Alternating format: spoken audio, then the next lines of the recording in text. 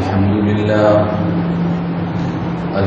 لله نحمده ونستعينه ونستغفره ونؤمن به ونتوكل عليه ونعوذ بالله من شرور أنفسنا ومن سيئات أعمالنا من يهده الله فلا مضل له ومن يضلله فلا هادي له ونشهد أن لا إله إلا الله ونشهد أن سيدنا وسندنا وحبيبنا ومولانا محمدا عبده ورسوله صلى الله تعالى عليه وعلى آله وصحبه أجمعين أما بعد فأعوذ بالله من الشيطان الرجيم بسم الله الرحمن الرحيم في بيوت أذن الله أن ترفع ويذكر فيها اسمه يسبح له فيها بالغدو والآصال رجال لا تلهيهم تجارة ولا بيع عن ذكر الله وإقام الصلاة وإيتاء الزكاة يخافون يوما تتقلب فيه القلوب والأبصار صدق الله العظيم. برادران عزیز، بزرگان محترم، پچھلی نشست میں میں نے اس موضوع پر بڑی تفصیل سے عرض کیا تھا کہ اسلام میں کمانے کی کیا اہمیت ہے اور اللہ تعالیٰ نے مال کی شکل میں جو نعمت ہمیں عطا فرمائی ہے، اگر صحیح نیت کے ساتھ اللہ کے حکموں کو پورا کر کے یہ مال کمایا جائے اور اللہ کے حکموں کو پورا کر کے یہ مال خرچ کیا جائے تو یہ اللہ کی بڑی نعمت ہے. مال اپنی ذات میں کوئی بری چیز نہیں ہے. اللہ کے حکموں کو پورا کر کے کمائیں، اللہ کے حکموں کو پورا کر کے خرچ کریں تو یہ اللہ کی نعمت ہے. حضور اکرم سرور دو عالم صلی اللہ علیہ وسلم نے حضرت عمر ابن عاص سے فرمایا تھا کہ نعم المال الصالح للرجل الصالح، حلال پاکیزہ مال کیا ہی بہترین چیز ہے نیک شخص کے لیے. آدمی نیک ہو، اللہ کے احکام کو پورا کرنے والا ہو اور اس نے اللہ کے احکام کو پورا کرتے ہوئے یہ مال حاصل کیا ہو اور پھر اللہ کے حکموں کے مطابق اس مال کو خرچ کرتا ہو تو ایسے شخص کو جناب نبی کریم صلی اللہ علیہ وسلم نے فرمایا کہ کیا ہی بہترین شخص ہے. اس مال کو کمانے کی شکلیں مختلف ہیں. زراعت کے ذریعے بھی آپ مال کما سکتے ہیں، امپلائمنٹ کے ذریعے بھی مال کما سکتے ہیں، صنعت و حرفت کے ذریعے بھی مال کما سکتے ہیں، تجارت کے ذریعے بھی مال کما سکتے ہیں. لیکن تجارت کی اور صنعت کی بڑی فضیلت آئی ہے. حضرت رافع ابن خدیج رضی اللہ تعالیٰ عنہ کی روایت ہے مشکاۃ شریف میں، اس میں جناب نبی کریم سرور دو عالم صلی اللہ علیہ وسلم سے کسی نے سوال کیا کہ یا رسول اللہ ای الکسب اطیب، کون سی کمائی زیادہ پاکیزہ ہے؟ تو آپ نے اس کے جواب میں ارشاد فرمایا کہ عمل الرجل بیدہ وکل بیع مبرور، فرمائے کہ انسان اپنے ہاتھ سے کمائے، اپنے ہاتھ سے کام کر کے کمائے، یہ کمائی بڑی پاکیزہ ہے۔ اور اللہ کے احکام کو پورا کر کے جو تجارت کی جائے، خرید و فروخت کی جائے، وہ کمائی بڑی پاکیزہ ہے۔ اپنے ہاتھ سے کمانا، محنت کرنا اور تجارت کے ذریعے کمانا، یہ بڑی پاکیزہ کمائی۔ ایک روایت میں آتا ہے کہ اللہ تعالیٰ نے زمین پہ جو رزق نازل فرمایا اس کے 10 حصے فرمائے، ان 10 میں سے 9 حصے تجارت میں رکھے اور 1 حصہ دیگر ذریعہ معاش میں رکھا۔ اللہ تعالیٰ نے جو رزق زمین پہ نازل فرمایا اس کے 9 حصے تجارت میں رکھے اور 1 حصہ دیگر ذرائع معاش میں رکھے۔ اس کی وجہ اصل میں یہ ہے جو سمجھ میں آتی ہے کہ تجارت اللہ کے احکام کو پورا کرتے ہوئے کی جائے اگر، تو تاجر تجارت کے ساتھ دین کے دیگر شعبوں سے متعلق جو اس کی ذمہ داریاں ہیں وہ بہتر طریقے سے پوری کر سکتا ہے بنسبت ایک ملازمت پیشہ شخص کے۔ یعنی ملازمت پیشہ شخص تو ایک وقت کا پابند ہے، صبح 9 بجے اس کو جانا ہے، شام 6 بجے اس کی چھٹی ہوگی، اس نے اپنا وقت بیچ دیا۔ اب اس وقت میں جو کام اس کے سپرد ہے وہی کام کر سکتا ہے۔ اس وقت کو کسی اور مصرف میں استعمال کرنا شریعت کی نگاہ میں بھی جائز ہے۔ یعنی ہم تو یہاں تک کہتے ہیں کہ اگر ایک آدمی ملازم ہے، 9 بجے سے لے کے 6 بجے تک کی اس کے ملازمت کا وقت ہے، تو اس دوران وہ قرآن کریم کی تلاوت بھی نہیں کر سکتا کہ وہ اپنا کام چھوڑے اور کہے کہ جی میں تو نیک کام کر رہا ہوں، قرآن کریم کی تو تلاوت کر رہا ہوں۔ نہیں، اس نے اپنا وقت بیچ دیا اور جس چیز کی اس کو تنخواہ ملتی ہے وہ اس کی ذمہ داری ہے، وہ ذمہ داری اس کے ذمہ لازم ہے کہ اس ذمہ داریوں کو پورا کرے۔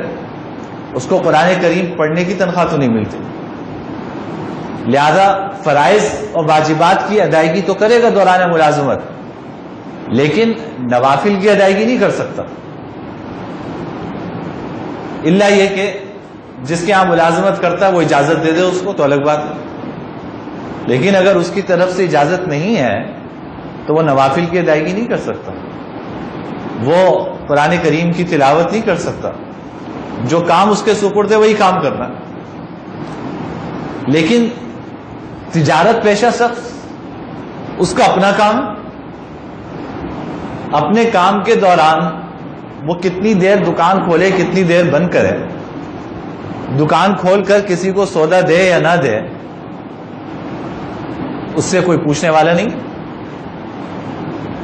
لہذا اگر وہ دین کا کام، تجارت بھی دین ہے، جیسے میں نے پچھلی مرتبہ بہت تفصیل سے عرض کیا کہ بس نیت سے ہی کرنے کی ضرورت ہے، یہ بھی دین ہے، لیکن دین کے دیگر شعبوں سے متعلق اگر کام کرنا چاہتا ہے، دعوت کا کام کرنا چاہتا ہے، تبلیغ کا کام کرنا چاہتا ہے، تدریس کا کام کرنا چاہتا ہے، تو تجارت ان چیزوں میں رکاوٹ نہیں بنتی۔ آدمی تجارت بھی کر سکتا ہے اور دین کے جو دیگر شعبے ہیں ان سے متعلق بھی خدمات انجام دے سکتا ہے، دعوت و تبلیغ کا کام بھی کر سکتا ہے، تدریس کا کام بھی کر سکتا ہے، اور بہت ساری چیزیں جو کرنا چاہے نیک کام، اس کے لیے کوئی رکاوٹ نہیں۔ جبکہ ملازمت پیشہ شخص تو بن گیا، جس وقت میں اس کو باندھا گیا ہے اس میں اپنی ذمہ داریوں کے علاوہ وہ کوئی اور کام نہیں کر سکتا، نہ شرعاً جائز ہے نہ قانوناً جائز ہے اس کے۔ تو اس لیے تجارت کی خاص طور پر، یعنی کسب معاش کے تو بہت سارے ذرائع ہیں، لیکن تجارت کی احادیث میں بڑی فضیلت آئی۔ جناب نبی کریم سرور دو عالم صلی اللہ علیہ وسلم نے خود تجارت فرمائی۔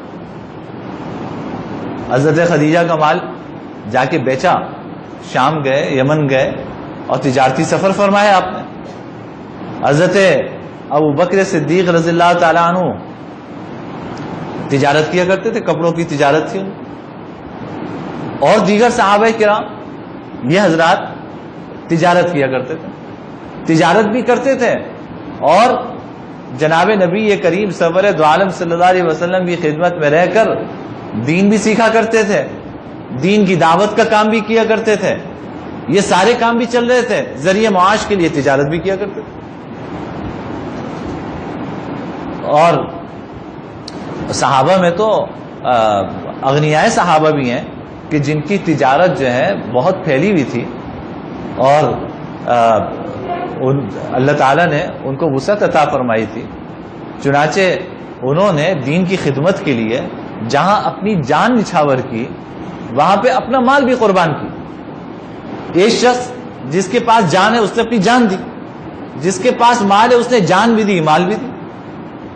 حضرت عثمان غنی رضی اللہ تعالیٰ عنہ کے بے شمار واقعات آتے ہیں کہ انہوں نے مختلف جہاد کے اسفار میں کس طرح آگے بڑھ کے مدد فرمائی، مسلمانوں کا لشکر تیار کروایا اور خود بھی شریک ہوئے، اپنا مال بھی خرچ کیا۔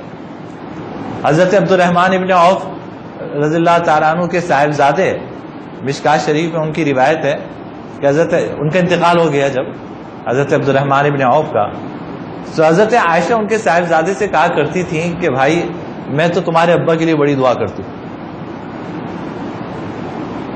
تو کسی نے پوچھا کہ کیوں دعا کرتی ہیں؟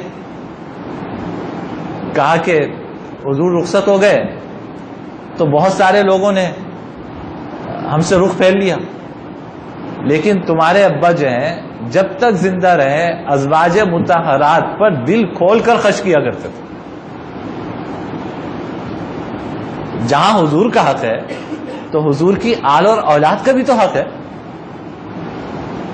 تو حضور کے انتقال کے بعد اللہ تعالیٰ نے وسعت عطا فرمائی تھی، تجارت پیشہ تھے، تو حضرات امہات المومنین کا وظیفہ باندھا ہوا تھا، اور ہر مہینے ہر ایک کا وظیفہ اس کے گھر پہنچایا کرتے تھے اور خرچ کیا کرتے تھے۔ حضرت عائشہ صدیقہ فرماتی ہیں اللہ تعالیٰ تمہارے باپ پہ رحم کرے، ان کے لیے دعائیں فرمایا کرتی تھی۔ تو حضرات صحابہ کرام نے بھی تجارت کی ہے، جناب نبی کریم سرور دو عالم صلی اللہ علیہ وسلم نے بھی تجارت کی ہے، اور اس کی فضیلت بھی آئی ہے۔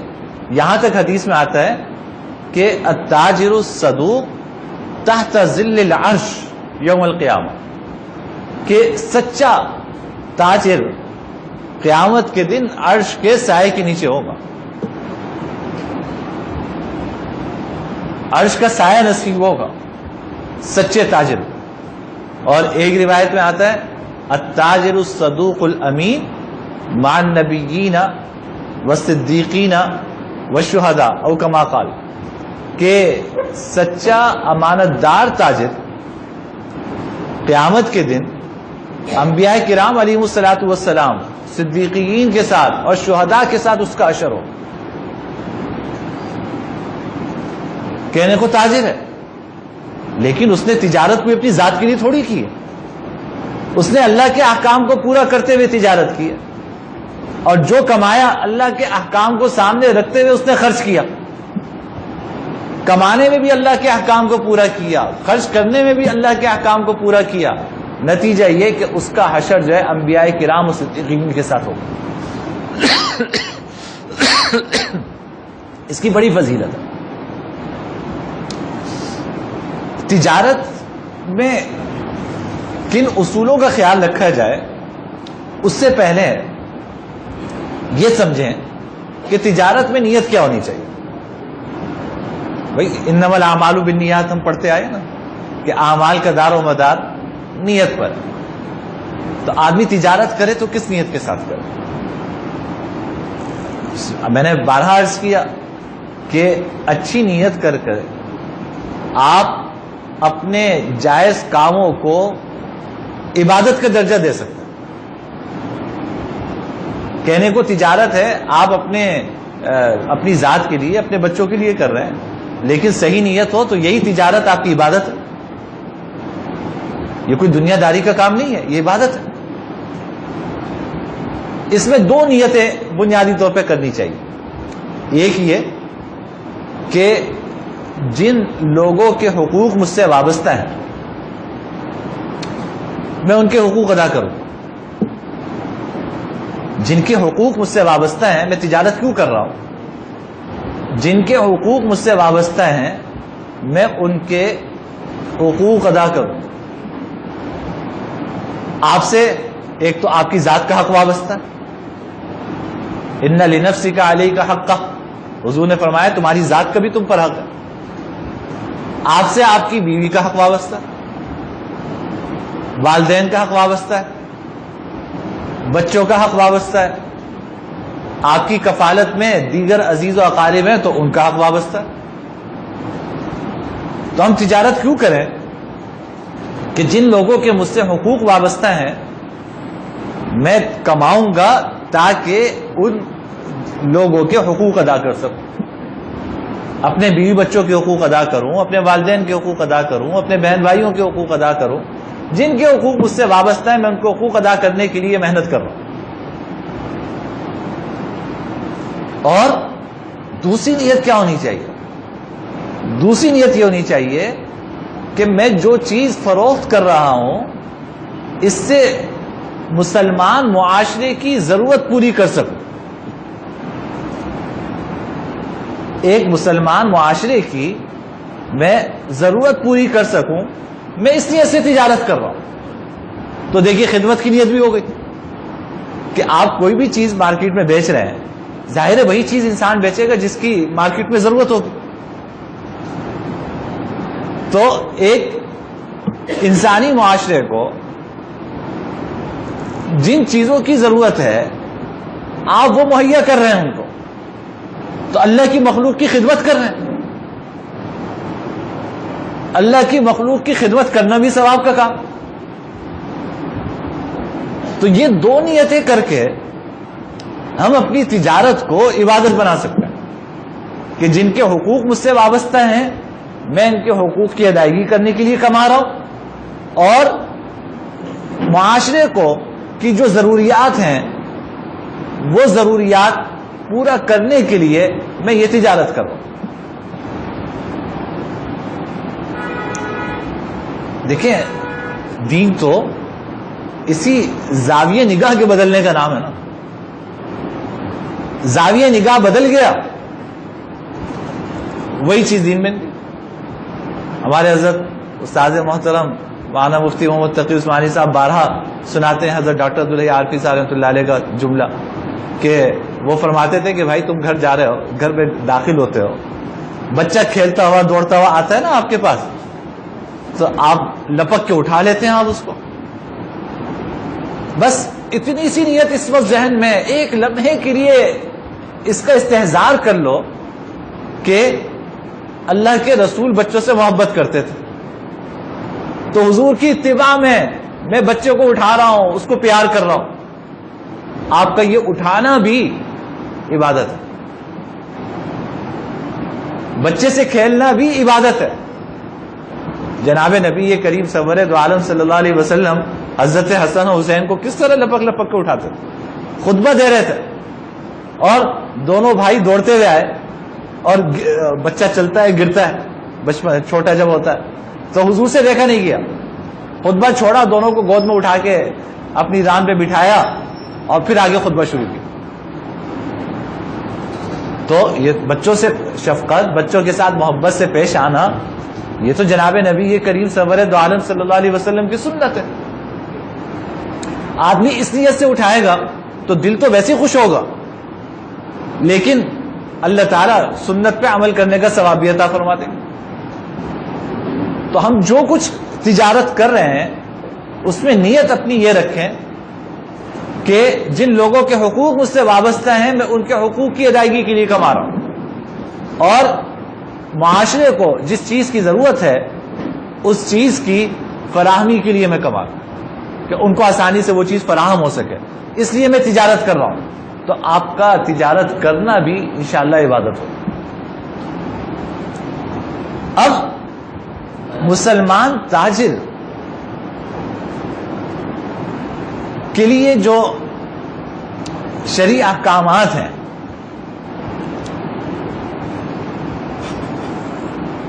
اس کو میں دو حصوں میں آپ کے سامنے عرض کرتا ہوں۔ کچھ تو ہیں اس کی ذمہ داریاں، آبلیگیشنز، کہ اس میں کوئی آپشن نہیں ہے آپ کے پاس، آپ کی ذمہ داری ہے، آپ کو تجارت کرنی ہے تو ان احکامات کو آپ کو پورا کرنا ہے، اور اگر آپ ان احکامات کو پورا نہیں کرتے تو نہ صرف یہ کہ گناہگار ہوں گے بلکہ آمدنی بھی حلال نہیں ہوگی، آمدنی بھی حلال نہیں ہوگی۔ یہ ذمہ داریاں، تبھی تو میں عرض کر رہا ہوں نا کہ اللہ کے احکام کو پورا کرتے ہوئے تجارت کریں گے تو عبادت ہے۔ تو وہ احکام کیا ہیں؟ مختصر وقت میں اجمالی بات ہو سکتی ہے، لیکن کچھ احکام ایسے ہیں جو ذمہ داریاں ہیں، ان کو ہر صورت میں آپ کو پورا کرنا ہے۔ اور کچھ آداب ہیں، اوصاف ہیں مسلمان تاجر کے، کہ ایک مسلمان تاجر کو ان اوصاف سے متصف ہونا چاہیے، ان آداب پہ عمل کرنا چاہیے، وہ حسن اخلاق کا تقاضا ہے۔ یہ وہ آداب ہیں کہ اگر آپ نہیں بھی کرتے تو آپ کی آمدنی نہیں متاثر ہوگی، لیکن بہت بڑے وجہ سے محروم رہیں گے۔ دیکھیں، ہم جتنے بھی شریعت کے احکامات پہ عمل کرتے ہیں ان کے ساتھ جتنی آداب کی رعایت رکھیں گے اللہ تعالیٰ کیا قبولیت کی امید بڑھتی جائے گی۔ صرف ذمہ داریاں پوری کر دی تو مطلب یہ کہ بھائی جان چھڑا لیا، آپ بس فرض تھا ادا کر دیا، آداب کی رعایت کر کے فرض ادا کریں گے تو اپنے عمل کو اچھی طرح اللہ کے دربار میں پیش کر رہے ہوں گے۔ جتنی اچھی طرح پیش کریں گے قبولیت انشاءاللہ اتنی زیادہ نصیب ہوگی۔ تو کچھ ہیں ذمہ داریاں اور کچھ ہیں آداب۔ یہی وہ ذمہ داریاں اور آداب ہیں جو اسلامی تجارت کو ایک کنونشنل ٹریڈنگ سے مختلف بناتے ہیں۔ بھائی کوئی بھی ٹریڈنگ ہو، تجارت ہو، لین دین ہوتا ہے، آپ کچھ دے رہے ہیں کچھ لے رہے ہیں، سامان دے رہے ہیں پیسہ لے رہے ہیں، باہمی تبادلہ کسی نہ کسی چیز کا ہو رہا ہے۔ یہی ان جو شریعت نے ذمہ داریاں بتائی ہیں، جو آداب بتائے ہیں، آپ ان کو پورا کر کے کریں تو یہ اسلامی تجارت ہے۔ آپ ان کو پورا نہ کریں تو یہ عام کنونشنل تجارت ہے۔ دیکھیے، عام تجارت کا اصول کیا ہے؟ عام تجارت چلتی ہے ڈیمانڈ اینڈ سپلائی کے اصول پہ، طلب و رسد کی بنیاد پہ عام تجارت چلتی ہے کہ بھائی ایک آدمی مارکیٹ میں کیا چیز فروخت کرنے کے لیے لائے، وہ چیز فروخت کرنے کے لیے لے کر آئے گا جس کی مارکیٹ میں ضرورت ہوگی، ڈیمانڈ ہوگی۔ جس چیز کی زیادہ ڈیمانڈ ہوگی وہ اس چیز کی تجارت کرے گا، وہ اپنی دکان میں وہ چیز رکھے گا۔ جس چیز کی ڈیمانڈ نہیں ہے اپنی دکان میں وہ چیز نہیں رکھے گا۔ تو عام تجارت میں اگر اس سے دین کو باہر ہٹا دیں تو اس کا وہ چلتی ہے طلب و رسد کی بنیاد پہ، ڈیمانڈ اینڈ سپلائی کا جو اصول ہے اس کی بنیاد پہ عام تجارت چلتی ہے۔ عام تاجر کو اس سے کوئی غرض نہیں ہے کہ میں یہ جو چیز فروخت کر رہا ہوں میرے اللہ اس سے راضی ہو رہے ہیں یا ناراض ہو رہے ہیں، قیامت کے دن مجھ سے اس پر میری گرفت ہوگی یا نہیں ہوگی۔ اس کو اس سے کوئی غرض نہیں. وہ تو کمانے کے لیے بیٹھا ہے, لہذا جہاں سے آمدنی زیادہ نظر آئے گی اس کو وہ کام کرے گا. وہی دیکھیں نا, اگر ایک آدمی آج کے دور میں جو بد اخلاقی ہمارے معاشرے میں پھیلی ہوئی ہے, اگر اس کو نوجوانوں کو وہ فحش مواد میسر کر کے زیادہ کما سکتا ہے تو وہ پرچون کی دکان کیوں کھولے گا؟ ایک آدمی کے پاس سرمایہ ہے, اس سرمایہ سے دو کام کر سکتا ہے. ایک کام یہ کر سکتا ہے کہ فحش فلمیں بنائے, فحش مواد میسر کرے. دوسرا کام یہ کر سکتا ہے کہ اس سے لوگوں کی رہائش کی جو ضروریات ہیں ان کو پورا کرنے کے لیے کوئی پروجیکٹ شروع کرے جس میں لوگوں کو سستے گھر مل جائیں, جس میں وہ اپنا سر چھپا سکیں. ایک عام تاجر جو طلب و رسد کی بنیاد پہ اپنے فیصلے کرتا ہے وہ تو یہ دیکھے گا کہ بھائی آمدنی کس میں زیادہ ہے. اس کو اگر آمدنی ادھر زیادہ نظر آئے گی تو وہ یہ مثبت کام کیوں کرے گا؟ لیکن ایک مسلمان تاجر وہ محض طلب و رسد کی بنیاد پہ کام نہیں کرتا,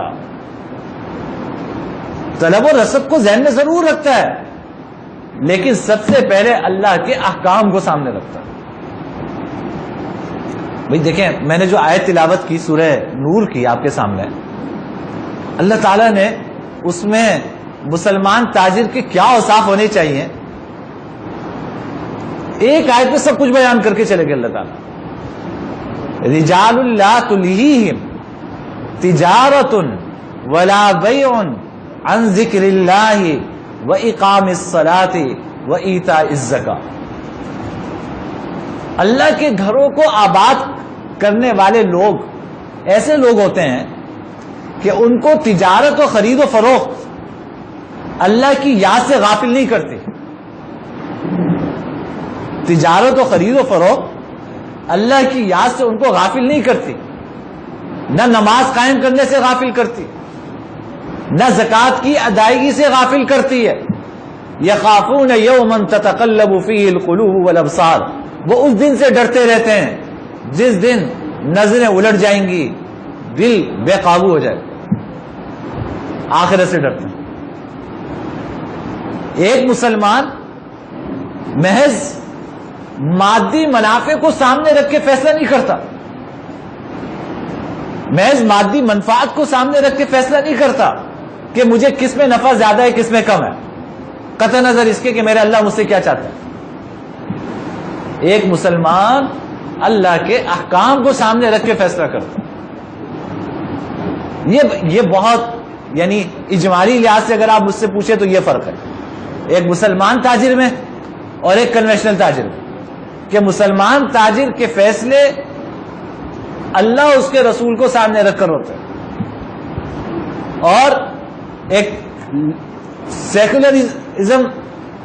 سیکولر تاجر کے فیصلے محض آمدنی کی بنیاد پر ہوتے ہیں, محض طلب و رسد کی بنیاد پر ہوتے ہیں کہ بھائی کس چیز کی ڈیمانڈ زیادہ ہے وہ کرو. مسلمان تاجر کے فیصلے تو اس بنیاد پر ہوتے ہیں کہ اس کی تجارت اللہ کی یاد سے اس کو غافل نہیں کرتی, اس کی تجارت نماز سے غافل نہیں کرتی, اس کی تجارت زکوٰۃ سے غافل نہیں کرتی, اس کی تجارت خوف خدا کے ساتھ ہوتی. یہ چار وصف بیان فرمائیں. اس کی تجارت خوف خدا کے ساتھ ہوتی ہے, وہ اپنے دل میں خوف خدا رکھ کر تجارت کرتا ہے. اب آپ بتائیے, اب میں آگے کیا کام بیان کروں؟ جب دل میں خوف خدا آ گیا تو آپ سارے احکامات کو پورا کرنا آپ کے لیے آسان ہوگا. سارے احکامات کو پورا کرنا آسان ہوگا اگر دل میں خوف خدا آ گیا. تو ایک مسلمان تاجر کی ذمہ داریاں کیا ہیں، اس کے فرائض کیا ہیں جو اس کے جن سے بچنا یا جنہیں کرنا اس کے لیے ضروری. نمبر 1، جھوٹ سے بچنا. عام زندگی میں بھی وہ تو ہے ہی جھوٹ سے بچنا. تاجر کے لیے خاص طور پہ حدیث میں ذکر فرمایا التاجر الصدوق، سچا تاجر. بھائی عام زندگی میں میرے اور آپ کے لیے سچ بولنا آسان ہے، جو تاجر ہے وہ بہتر جانتے ہیں تجارت میں سچ بولنا کتنا مشکل کام ہے. سچ بول کے تجارت کرنا کتنا مشکل کام ہے. کس کا جی چاہتا ہے کہ اپنے مال میں اگر کوئی عیب ہے تو کسی کو بتائے کہ یار یہ میں بیچ رہا ہوں تمہیں، لیکن دیکھو اس میں یہ عیب ہے. جو بتاتا ہے اپنے دل کا خون کر کے بتاتا،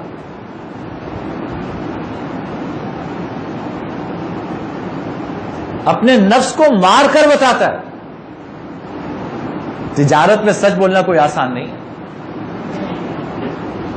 تبھی عام زندگی میں آپ سچ بول رہے ہیں، اچھی بات ہے، وہ بولنا بھی چاہیے، لیکن عام زندگی میں سچ بولنا مشکل نہیں ہے. تجارت میں سچ بولنا مشکل کام ہے. تبھی تو انبیاء کے ساتھ حشر ہوگا، صدیقین اور شہداء کے ساتھ حشر ہوگا. اللہ اپنے عرش کا سایہ نصیب فرمائیں گے سچے تاجر کو. تو اتنی آسانی سے تھوڑی یہ ساری چیزیں نصیب ہو جاتی ہیں. تو پہلی بات یہ کہ جھوٹ سے بچنا ہے. لہذا اگر مال میں کوئی عیب ہے آپ اس کو بتائیں، عیب چھپا کے اپنا مال نہ بیچیں. حدیث میں آتا ہے کہ مفہوم ہے کہ آدمی عیب چھپا کے مال بیچ دیتا ہے تو وقتی طور پہ تو مال نکل جائے گا، لیکن یہ بے برکتی کا باعث بنے گا، برکت اڑ جائے گی، اور جو آمدنی آئے گی وہ بھی حرام. تو پہلی ذمہ داری یہ ہے کہ جھوٹ سے بچا جائے. دوسری ذمہ داری یہ خیانت سے بچا جائے. خیانت سے بچا جائے.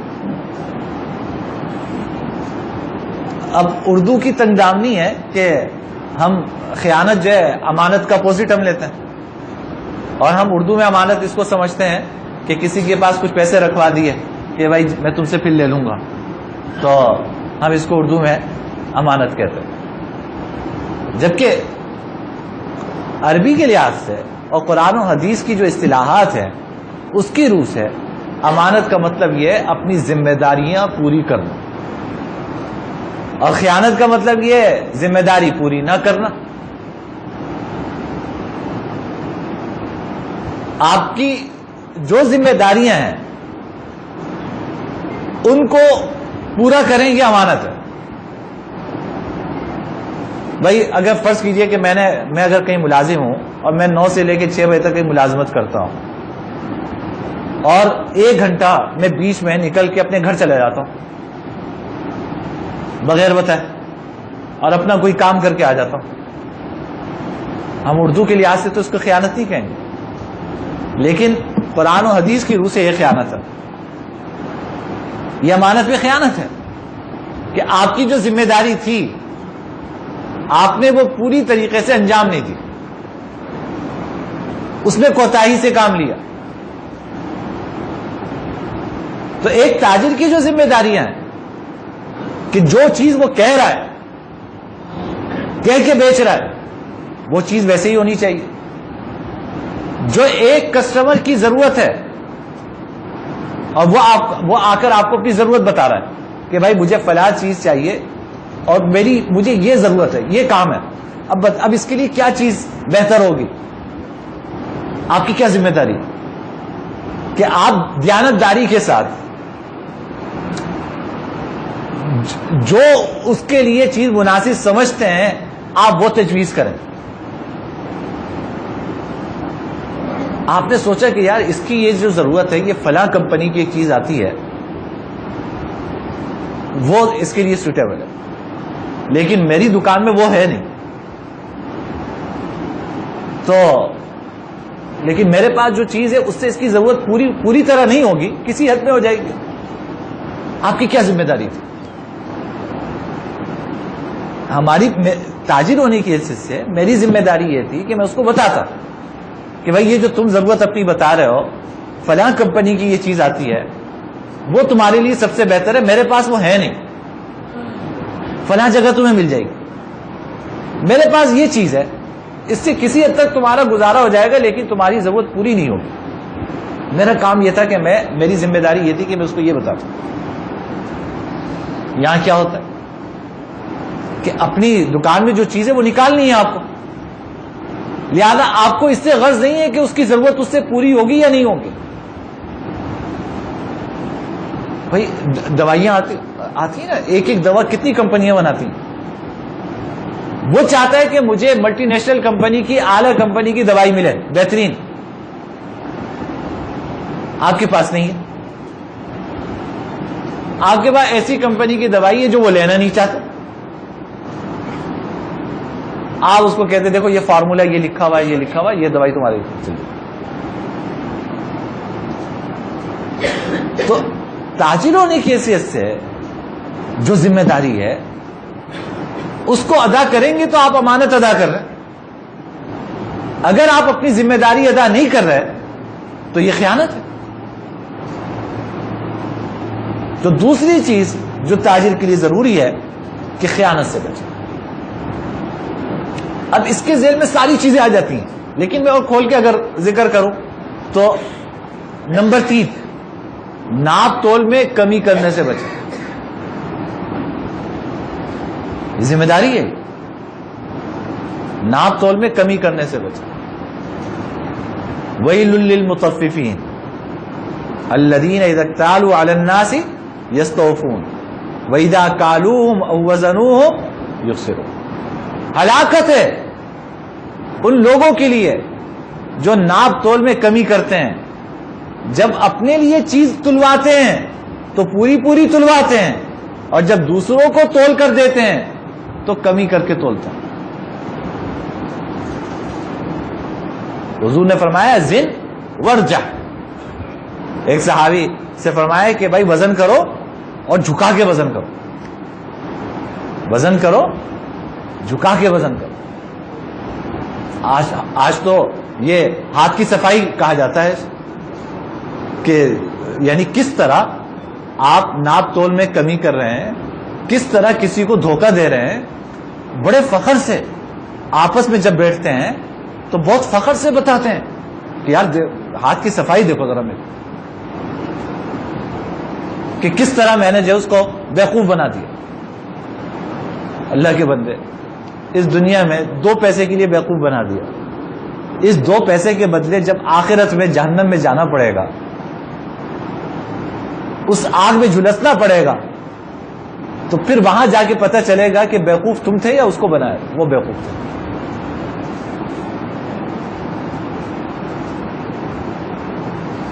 پتہ اس وقت چلے گا. آج تو آپ نے ہاتھ کی صفائی دکھا دی نا کہ آپ نے کس طرح کم تول کر کسی کو چیز بیچ دی, کیا مہارت دکھائی آپ نے, تو آپ نے بیچ دی, بنا دیا بیوقوف. آپ نے اس بیوقوف بنا کے کتنا کما لیا. یعنی عجیب نفسیات ہے. یعنی دھوکہ دے دیا یار, چلو ایک چھٹان چیز کم کر دی, کتنا کما لیا تم نے. ایک آدمی 2 دکاندار ہیں, ایک یہ ہاتھ کی صفائی دکھا کے بیچ رہا ہے, ایک دیانت داری کے ساتھ بیچ رہا ہے. تو تم نے ہاتھ کی صفائی دکھا کر کیا کوئی بنگلے کھڑے کر لیے اپنے, اور وہ بیچارہ کیا جھوپڑی میں رہا آج تک. کتنا بنا لیا تم.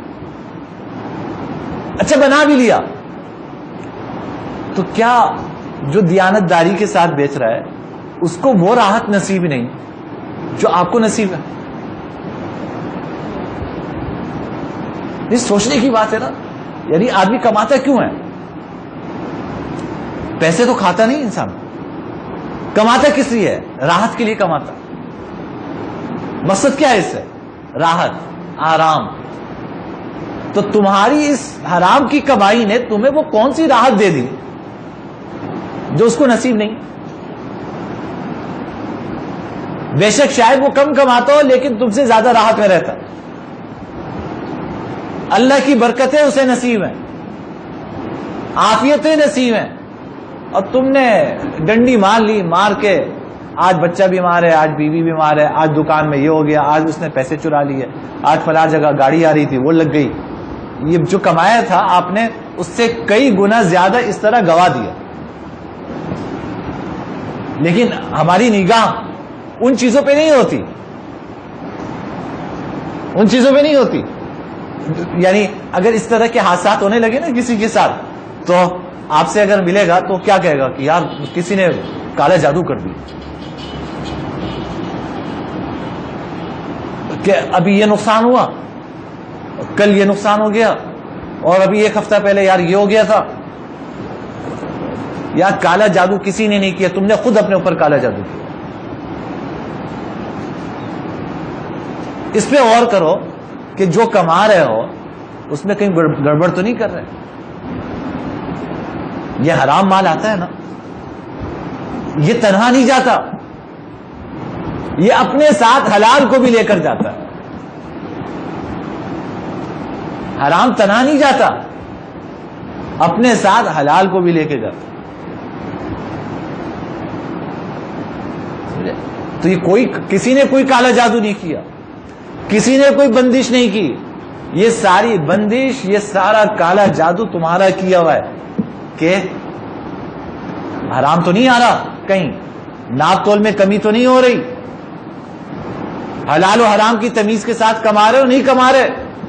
اس پر غور کرو، اس پر غور کرو. تو تیسری چیز جس سے بچنا ہے، ناپ تول میں کمی کرنے سے بچنا. آپ دیکھیں اللہ تعالیٰ کی بھی عجیب نظام ہے. ہمیں جہاں سے آتا ہوا محسوس ہوتا ہے نا، اللہ کے ہاں وہ جا رہا ہوتا ہے. حدیث میں آتا ہے کہ جو قوم ناپ تول میں کمی کرتی ہے اللہ اس پر قحط کا عذاب مسلط فرماتا ہے. تو دیکھنے کو کیا، ناپ تول میں کمی کر کے آپ بچا رہے ہیں. ناپ تول میں کمی کر کے آپ بچا رہے ہیں، اور اللہ کیا فیصلے کیا ہو رہے ہیں؟ قحط کے فیصلے ہو رہے ہیں. آپ بچا رہے ہیں، اللہ کیا کمی کے فیصلے ہو رہے ہیں. آپ بچا رہے ہیں، اللہ کیا قحط کے فیصلے ہو رہے ہیں. تو جو قوم ناپ تول میں کمی کرتی ہے اللہ اس پر قحط مسلط فرماتا ہے. اللہ تعالی ہم سب کی حفاظت فرمائے. چوتھی چیز، وعدہ خلافی سے بچنا. ایک مسلمان تاجر کی ذمہ داریوں میں چوتھی چیز یہ ہے کہ وعدہ خلافی سے بچنا. ہمارے ہاں تو کہا جاتا ہے وعدے کیا جو وفا ہوا. حالانکہ بھائی جناب نبی کریم سرور دو عالم صلی اللہ علیہ وسلم ابھی نبوت نہیں ملی تھی. نبوت سے پہلے کی بات ہے کہ ایک صاحب نے آپ کے ساتھ کوئی سودا کیا، کچھ قیمت میں کمی رہ گئی تھی، انہوں نے کہا کہ میں آپ یہیں رکے، میں ابھی قیمت لا کے دیتا ہوں. وہ صاحب گئے، جا کے بھول گئے. 3 دن بعد یاد آیا، آ کے دیکھا تو حضور وہیں تھے، اور میں اور آپ ہوتے تو اس کو چیر پھاڑ کے رکھ دیتے. حضور نے بس اتنا فرمایا کہ تم نے مجھے بڑی تکلیف پہنچائی، میں تمہارے انتظار میں یہی رہا. وعدہ کیا تھا کہ ٹھیک ہے تم لے کے آؤ، میں انتظار کر رہا ہوں. اس وعدے کو اس طرح پورا ہے. نبوت سے پہلے کی بات ہے، نبوت کے بعد کی بات تو آپ نے نہیں. حضرت حذیفہ اور ان کے والد یمان، یہ آپ کو پتہ یہ غزوہ بدر میں آپ نے ان کو شریک نہیں ہونے دیا وعدے کی وجہ سے. یہ آ رہے تھے، کفار نے پکڑ لیا انہیں، کہا کہ کہاں جا رہے ہو؟ کہا کہ ہم وہاں جا رہے ہیں حضور کے پاس. کہا وہاں جاؤ گے تو تم ہمارے ہی خلاف لڑو گے جا کے. تو انہوں نے بہرحال یہ وعدہ کر لیا کہ بھائی ہم تمہارے خلاف لڑیں گے نہیں. آپ دیکھ رہے ہیں غزوہ بدر کی بات ہے، اسلام و کفر کی پہلی جنگ ہے. مسلمانوں کے ہاں افراد کی اور اسباب کی قلت کتنی ہے آپ سب جانتے ہیں. یہ بہرحال یہ وعدہ کر کے آگے جناب نبی کریم صلی اللہ علیہ وسلم سے اپنی خواہش کا اظہار کیا کہ یا رسول اللہ ہم جہاد میں شریک ہونا چاہتے ہیں، لیکن ہم نے وعدہ کر لیا تھا. آپ نے فرمایا نہیں، شریک ہونے کی اجازت نہیں. آپ نے فرمایا شریک ہونے کی اجازت نہیں ہے، تم نے وعدہ کر لیا تھا جہاد میں نہ شریک.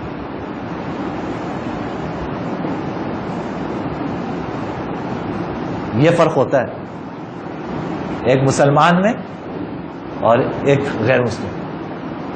آج غیر مسلم ہم سے زیادہ شاید وعدے پورا کرتے ہیں، ہم اتنی ان سے زیادہ وعدہ خلافیاں کرتے ہیں. لیکن مسلمان تاجر کی ذمہ داری ہے جو وعدہ کرے وہ پورا کرے، وعدہ خلافی سے بچے. نمبر 5، تجارت میں سود سے بچیں. سود کا ایک ذرہ شامل نہیں ہونا چاہیے کاروبار. نہ لینا ہے نہ دینا ہے. سود دینے والے پہ بھی لعنت، سود لینے والے پہ بھی لعنت. سود کیا ہے؟ آپ کسی سے قرض لیں اور اس کے اوپر پہلے سے طے شدہ منافع آپ اس کو ادا کریں. یہ الفاظ پہ غور کیجیے گا. کسی سے قرض لیں اور پہلے سے طے شدہ ایگریڈ منافع آپ اس کو ادا کریں قرض کے ساتھ، یہ سود ہے. میں آپ سے 1 لاکھ روپے لوں، قرض لوں، مجھے ضرورت ہے، اب میں یہ طے کر لوں قرض کے طور پہ 1 لاکھ روپے لے رہا ہوں اور یہ طے کر رہا ہوں کہ بھائی جب میں آپ کو واپس دوں گا نا تو 1,10,000 روپے دوں گا. یہ سود ہے. ہاں پہلے سے طے نہیں ہے یہ. آپ نے مجھے قرض ایسا نہ دیا کہ 1 لاکھ روپے لے لو، 1 لاکھ روپے واپس کر دینا. جب میں واپس کرنے آیا تو میں نے کہا کہ انہوں نے میرے ساتھ احسان کا معاملہ کیا ہے تو میں بھی احسان کا معاملہ کر دوں. میں نے 1 لاکھ کے بجائے 1,05,000 دے دی. تو یہ سود نہیں ہے. یہ جناب نبی کریم صلی اللہ علیہ وسلم کی سنت ہے. آپ ہمیشہ زیادہ واپس کرتے تھے، یہ سنت ہے آپ. لیکن پہلے سے طے کر کے، طے کرنے کا مطلب یہ کہ آپ نہیں دے تو اس کو مانگنے کا حق ملے. وہ کہے کہ بھائی تم نے تو مجھ سے ایگریمنٹ یہ کیا تھا کہ 1,10,000 واپس کرو گے، میں تو 1 لاکھ نہیں لے رہا. یہ سود ہے. لینا بھی گناہ، دینا بھی گناہ. تو تجارت میں پوری کوشش یہ ہو کہ سود کے کام میں کسی طرح کی انوالومنٹ نہ ہو. اور بدترین گناہ ہے، بدترین گناہ. یعنی یہ گناہ وہ ہے کہ قرآن کریم میں تیسرے پارے میں بلکہ تیسرے پارے میں اللہ اس کے رسول کی طرف سے اعلان جنگ ہے سود لینے اور دینے والے کے خلاف. کسی اور گناہ پہ اعلان جنگ نہیں فرمایا، سود پر اعلان جنگ ہے اللہ اس کے رسول کی طرف سے. تو اللہ اس کے رسول سے جنگ کر کے کیا کمائیں گے؟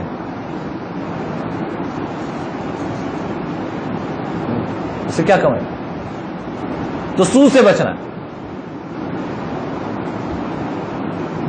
کتنی چیزیں ہو گئیں؟ 5 چیزیں.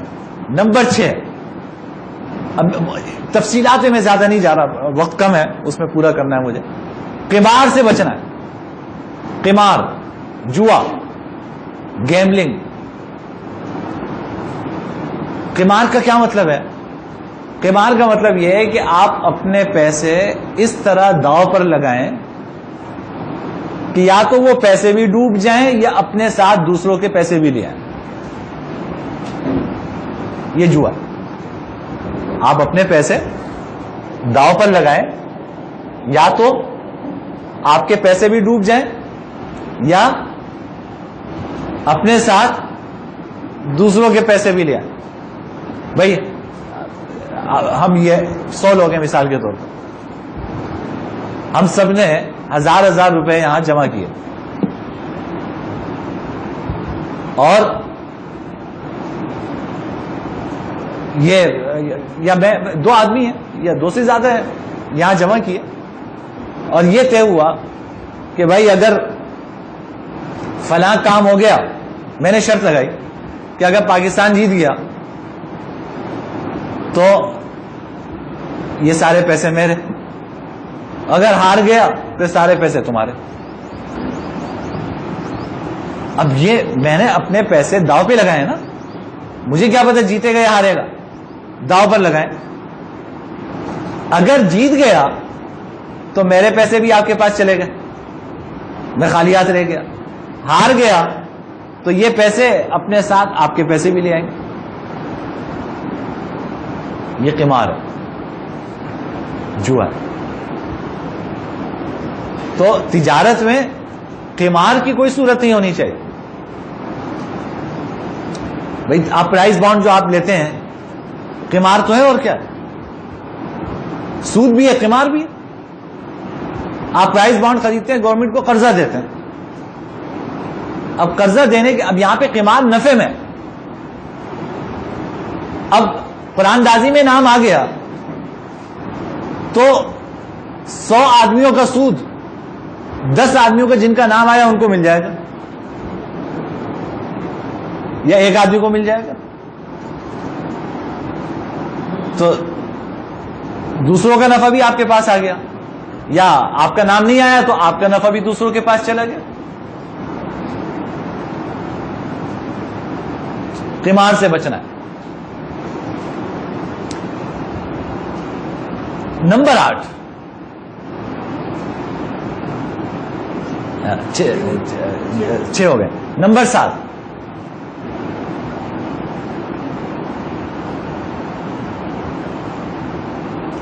غرر سے بچنا ہے. غرر, غین را را, غرر. غرر کے معنی کیا ہے؟ انسرٹینٹی. انسرٹینٹی یعنی کچھ پتہ نہیں ہے کیا چیز بیچ رہے ہیں آپ, جس کو آپ کہیں جہالت, یوں تعبیر کر لیں, جہالت سے تعبیر کر لیں. انسرٹینٹی ہے, جہالت ہے, کچھ پتہ نہیں ہے. بھائی جیسے بہت سارے طریقے آج کل خرید و فروخت کے ایسے نکلے ہیں کہ بھائی دیکھیں نا, آپ پورا باغ خرید رہے ہیں 2 سال کے لیے, 3 سال کے لیے, تو باغ میں آدمی باغ کیوں خریدتا ہے؟ پھل کے لیے. انسرٹینٹی, پتہ نہیں اگلے سال پھل آئے گا نہیں آئے گا, اور کتنا آئے گا کچھ پتہ نہیں. ناجائز ہے. اس طرح کئی سالوں کے لیے باغ خریدنا ناجائز ہے. کیوں؟ اس وجہ سے کہ کچھ پتہ نہیں. باغ تو خریدا جاتے, لکڑی کے لیے تھوڑی خرید رہے ہیں آپ, پھل کے لیے خرید رہے ہیں, پھلوں کا باغ خرید رہے ہیں تو پھل تو ہے ہی نہیں. ہاں جب پھل نکل آئے اس وقت آپ پورا باغ لے لیں, اس وقت اجازت ہے. لیکن کئی سالوں کے لیے جب باغ خریدیں گے آپ تو اس سال کا تو چلو پھل آئے گا, اگلے 2 سال کے پھل کا ہے, ناجائز. اسی طرح آپ کا آج کل مارکیٹوں میں ڈیٹ کی خرید و فروخت ہوتی ہے. دین ہوتا ہے نا, قرضہ, ریسیویبل, یعنی آپ کو کسی سے پیسے لینے ہیں, آپ کا ریسیویبل کھڑا ہے, اس ریسیویبل ڈیٹ کی خرید و فروخت ہوتی ہے کہ بھائی فلاں کے اوپر میرا قرضہ ہے یار, وہ مجھے دے نہیں رہا, 100 روپے قرضہ ہے.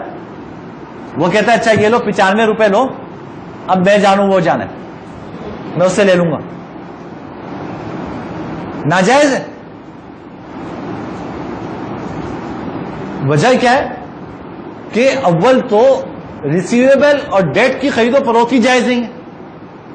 اور اگر کسی امام کے یہاں جائز بھی ہے تو وہ ایٹ پار جائز ہے کہ تم 100 روپے یعنی 100 روپے کا اگر ریسیویبل ہے تو اس سے کہہ دو کہ 100 روپے مجھے دے دو اور وہاں سے تم 100 روپے وصول کر لینا. کمی بیشی کے ساتھ ریسیویبل کی خرید و فروخت جائز نہیں. تو یہاں ریسیویبل کی خرید و فروخت ہو رہی ہے کمی بیشی کے ساتھ. یعنی 100 روپے اگر کسی کے پاس ہیں آپ کو نہیں مل رہا ہے تو آپ مارکیٹ میں کہتے ہیں کہ یار تم 95 روپے مجھے دے دو, وہاں سے 100 روپے تم لے لینا. ناجائز. آپ ایسی چیز بیچ رہے ہیں جو آپ نے خریدی بھی نہیں ہے, اب تک آپ کی ملکیت ہی بھی نہیں ہے, آپ نے آج سودا کر دیا اس کا, اسی غرض کی وجہ سے ناجائز ہے. وجہ یہ ہے کہ پتہ نہیں آپ خرید کے اس کو دے سکو گے یا نہیں دے سکو گے, اپنا سودا پورا کر سکو گے یا نہیں کر سکو گے. ایسی چیز بیچ رہے ہیں جو آپ کے قبضے میں نہیں ہے, ابھی تک آپ کے ہاتھ میں نہیں آئی وہ چیز, اس کا سودا کر رہے ہیں آپ. تو جو چیز آپ کی ملکیت میں نہیں ہے, جو چیز آپ کے قبضے میں نہیں ہے, آپ کے پوزیشن میں نہیں ہے, اس کا سودا کرنا جائز نہیں ہے. اس وقت نہیں ہے. اب ایک ایک چیز کی تفصیلات ہیں کہ ہمارے یہاں مارکیٹوں میں کیا کیا صورتیں چل رہی ہیں کہ جہاں پہ ایسی چیز بیچ رہے ہیں جو آپ کے پاس ہے ہی نہیں, ایسی چیز کے سودے کر رہے ہیں جو آپ کے قبضے میں نہیں ہے. تو یہ ناجائز ہے. ان ساری چیزوں سے, یہ وہ بنیادی چیزیں ہیں جن سے بچنا ضروری ہے. جھوٹ سے بچنا ضروری ہے, خیانت سے بچنا ضروری ہے, ناپ تول میں کمی کرنے سے بچنا ضروری ہے, وعدہ خلافی سے بچنا ضروری ہے, سود سے بچنا ضروری ہے, قمار گیملنگ اس سے بچنا ضروری ہے تجارت میں, اور غرر انسرٹنٹی یا جہالت اس سے بچنا ضروری ہے, کیونکہ یہ وہ جہالت ایسی چیز ہے جس سے ڈسپیوٹ ہوگا, آپس میں جھگڑے ہوں گے.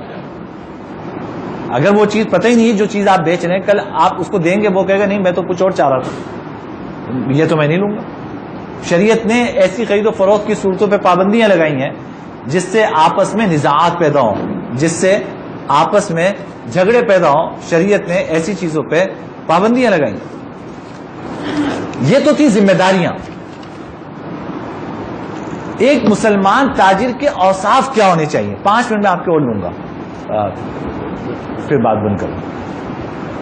اوصاف کیا ہونے چاہیے؟ یہ میں نے عرض کیا کہ ذمہ داریاں تو وہ ہیں جس میں کوئی اختیار نہیں ہے آپ کو, یہ فرض نماز کی طرح ہے, آپ کو ہر صورت میں یہ ذمہ داریاں اپنی پوری کرنی ہے.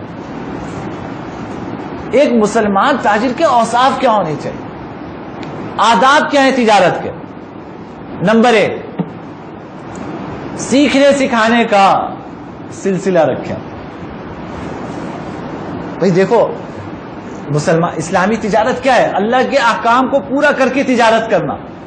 اب تجارت کے حوالے سے اللہ تعالیٰ کے احکامات کیا ہیں؟ آپ آج یہاں پہ تشریف لائے ہیں تو ہم نے گفتگو کی نا اس کے اوپر. ہو سکتا ہے بہت ساری چیزیں آپ کے علم میں ہو, لیکن آپ نے کہیں سے سیکھی ہوں گی تو آپ کے علم میں آئی نا. ایک مسلمان جو کام کرے اس کی ذمہ داری ہے کہ اس سے متعلق شریعت کے احکامات سیکھے اور اس کے مطابق عمل کرے. یہ سیکھنے سکھانے کا یعنی کبھی رشک بھی آتا ہے, یعنی کہنے کو غیر مسلم ہے. آپ ایئرپورٹ پہ جائیں, آپ دبئی ایئرپورٹ پہ چلے جائیں, باہر اسفار کریں, آپ دیکھتے ہوں گے ایک گورا ہوگا, اگر آدھا گھنٹہ بھی اس کے پاس ہوگا نا تو اس نے اپنے پاس ایک کتاب رکھی ہوئی ہوگی, وہ کتاب نکال کے پڑھنا شروع کر دے. اور ہماری قوم موبائل پہ لگی ہوئی, یا دائیں دیکھ رہے ہوں گے, بائیں دیکھ رہے ہوں گے, ادھر اوپر نیچے, آس پاس کا جائزہ لے رہا ہوں.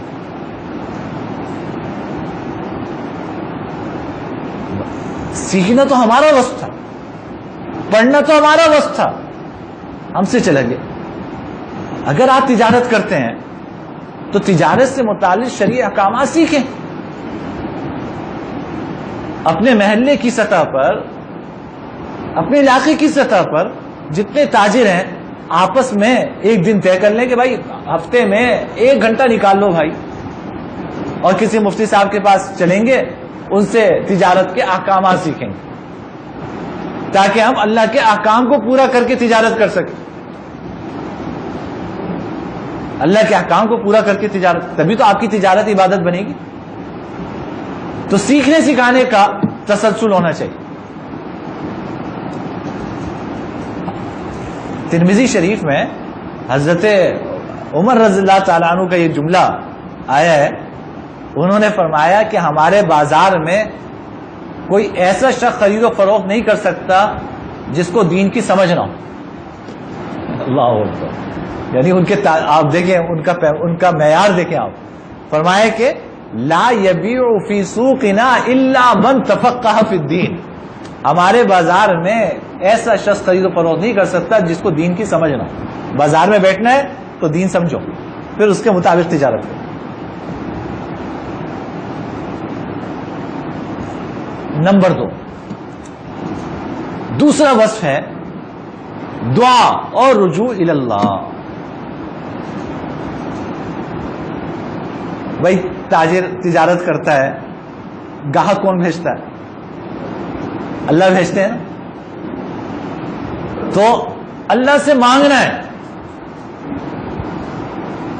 یعنی اللہ تعالی سے تعلق مانگنے سے زیادہ کسی چیز میں نہیں ہوتا. آدمی آپ اپنی ضرورت مانگے، اللہ سے مانگ رہے ہیں، آپ کا تعلق کنیکشن جڑا ہو. تو دوسرا بس یہ ہے کہ خوب دعا مانگتے رہنا. دعا کے لیے نہ بیٹھنا ضروری ہے بھائی، نہ ہاتھ اٹھانا ضروری ہے، نہ وضو کرنا ضروری ہے. دعا یہ کہ دل میں اللہ سے مانگتا رہے انسان.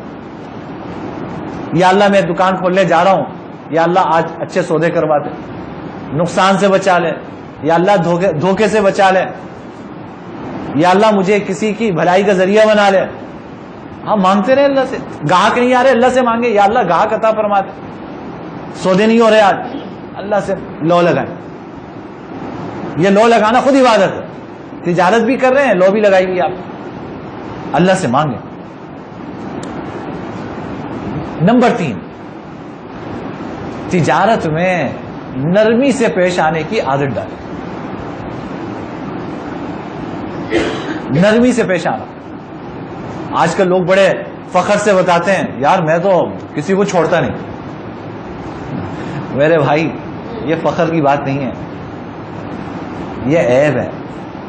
حدیث میں آتا ہے، حضور نے فرمایا رحم اللہ رجلا سمحا. اللہ تعالیٰ ایسے شخص پہ رحم فرمائے جو نرمی سے پیش آتا ہے. اذا باع واذا اشترى واذا اقتضى. کب نرمی سے پیش آتا ہے؟ جب کوئی چیز بیچتا ہے تو نرمی سے پیش آتا ہے، جب کوئی چیز خریدتا ہے تو نرمی سے پیش آتا ہے، جب کسی سے اپنا قرضہ وصول کرنے کا مطالبہ کرتا ہے، قرضے کا مطالبہ کرتا ہے تو بھی نرمی سے پیش آتا ہے. حدیث میں آتا ہے کہ ایک صاحب، مشکات کی روایت ہے کہ انتقال ہو گیا، اللہ تعالیٰ کے یہاں پیشی ہوئی. اللہ تعالیٰ نے پوچھا فرشتوں سے کہ دیکھو کیا لے کر آیا. فرشتوں نے کہا میرے پاس تو کوئی نیک عمل نہیں ہے. پھر اس کو یاد آیا، اللہ تعالیٰ کو اور سوچو. کہا یا اللہ بس ایک عمل یاد ہے. وہ کیا؟ کہ یا اللہ میں اپنے ملازمین تجارت کیا کرتا تھا، میں اپنے ملازمین سے کہا کرتا تھا کہ بھائی معاملات میں خرید و فروخت میں نرمی سے پیش آیا کرو. اللہ تعالیٰ نے فرمایا کہ اگر تم نرمی سے پیش آتے تھے اور نرمی سے پیش آنے کی ہدایت کرتے تھے تو یہ تو ہم تو زیادہ اس لائق ہیں کہ تمہارے ساتھ نرمی کا معاملہ کریں. فرمایا کہ جاؤ اس کو جنت میں لے جاؤ. یعنی مغفرت صرف نرمی سے پیش آنے پہ مغفرت کا فیصلہ ہو گیا. یہ سختی کوئی اچھی چیز نہیں ہوتی. ہر بات میں سختی، ہر ایک سے سخت مزاجی سے پیش آنا، سختی سے مطالبہ کرنا، بھائی کسی کے پاس نہیں ہے مہلت دے دو. زیادہ وصول کرنا ہے نہیں، اس کے پاس کچھ کمی کر دو، نرمی سے پیش آؤ. ایک مسلمان تاجر کا بس یہ ہونا چاہیے. کوئی آدمی آپ سے چیز لے گیا، گھر جا کے اس نے دیکھا کہ یار یہ تو میرے کام کی نہیں ہے، آپ کے پاس آیا واپس کرنے کے لیے، تو واپس کر لو. آپ واپس کر لو گے کیا مطلب؟ اللہ تعالیٰ کوئی اور گاہک نہیں بھیجیں گے آپ کے پاس؟ تو نرمی سے پیش آنا چاہیے۔ اور چوتھی بات یہ ہے، بس میں اسی پہ بات ختم کروں گا، اللہ کے راستے میں خرچ کرنے کا اہتمام کرنا چاہیے۔ بھائی دیکھیں زکوٰۃ تو ہے ذمہ داری، اس کی نہیں بات کر رہا میں، صدقات کی بات کر رہا ہوں۔ اللہ کے راستے میں خرچ کرنے کا اہتمام کرنا چاہیے۔ نیک کاموں میں انسان خرچ کرتا رہے، کوئی ضرورت مند آ گیا کچھ اس کو دے دیا، یہ جو اللہ کے راستے میں خرچ کرنا ہے اس سے اللہ برکتیں نصیب فرماتا ہے۔ حدیث میں آتا ہے کہ تجارت جب تم کرتے ہو تو اس میں بہت ساری لو باتیں پیش آ جاتی ہیں، تو فرمایا کہ تم صدقے کے ذریعے اس کمی کو دور کر لیا کرو۔ صدقے کے ذریعے تجارت میں جو کمی آ گئی ہے اس کو دور کر لیا کرو۔ تو اللہ کے راستے میں خرچ کرنے کا اہتمام کرنا چاہیے۔ تو تاجر کی شرعی ذمہ داریاں بھی ہیں اور اس کے اوصاف بھی ہیں۔ ذمہ داریاں تو ہمیں ہر حال میں پوری کرنی ہے، اور یہ جو اوصاف میں نے کچھ عرض کیے کچھ اور بھی تھے لیکن وقت کی تنگی کی وجہ سے میں نہیں پیش کر سکا، تو یہ اوصاف سے بھی متصف ہونا ہے تاکہ یہ ہماری عبادت جب اللہ کے ہاں پیش ہو تو اللہ تعالیٰ کے ہاں قبولیت کا اعلیٰ مقام حاصل کرے، اور ہماری دنیا بھی بہتر ہو اور ہماری آخرت بھی بہتر ہو۔ اللہ تعالیٰ ہم سب کو عمل کرنے کی توفیق نصیب فرمائے۔ وآخر دعوانا ان الحمدللہ رب العالمین۔